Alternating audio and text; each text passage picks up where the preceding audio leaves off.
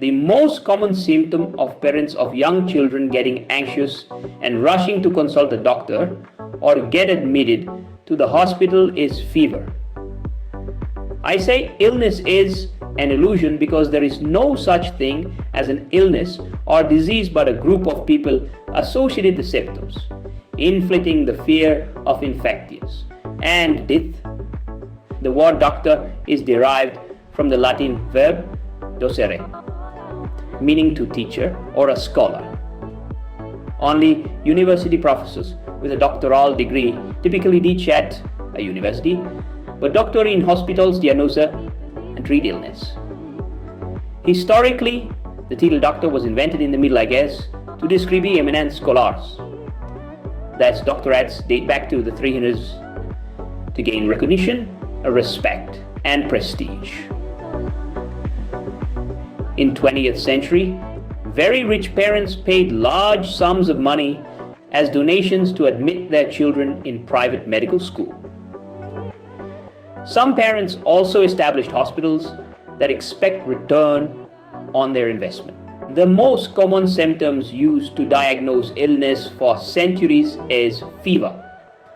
As a medical student in the local government-funded medical school, I learned to differentiate common infections like TB, typhoid, malaria, and septicemia using temperature chart. This simple clinical practice was abandoned because tests were given more importance by the courts and used by doctors to increase cash flow. Majority of doctors do not agree that the body's average temperature is 37 degrees Celsius. These doctors perform tests, investigations, and refer to specialist care knowing body temperature vary from person to person and also minor shifts during day and night. The chemicals created by the immune system are responsible for the fever, which prevents bacteria or viruses from entering our body and harming us. It is a common misconception that the severity of a fever is directly proportional to the severity of the sickness. For instance, a child who is suffering from life-threatening meningitis may only have a slight fever or may feel hot and cold. Behavioral change that occurs when temperatures are high is called delirium. The bacteria that live in our guts experience discomfort and release chemicals that cause our brains to release various chemicals that manifest as behavior changes. A few days is all that is required for the majority of cases of fever to go away on their own. A modest temperature of up to 39 degrees Celsius can actually help the immune system, preventing bacteria from entering the body, starve and kill them. Convulsions can be brought on by fever in children between the ages of 6 months and 6 years old if the body temperature rapidly rises. The temperature doesn't need to be 42.4 degrees Celsius or higher for this to occur.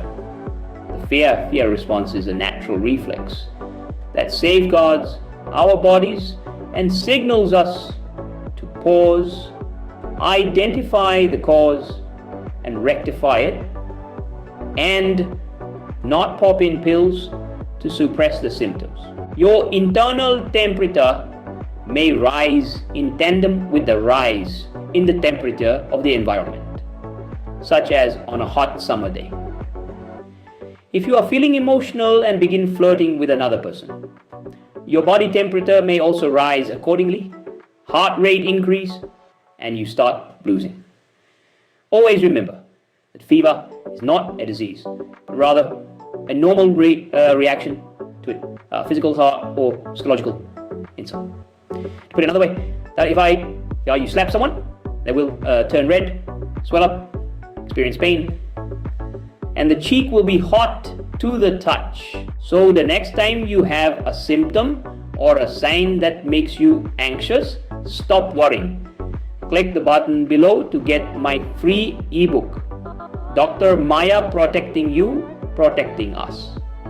Read what I have written And do not rush to the hospital to consult a doctor just because somebody has told you that you must, or you think you are suffering from serious illness. Make informed decision and do not rush to the hospital and bring home bugs you don't need.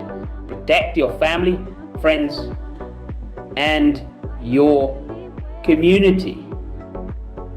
Together we can win the war with superbugs that is now threatening our very existence. Thank you.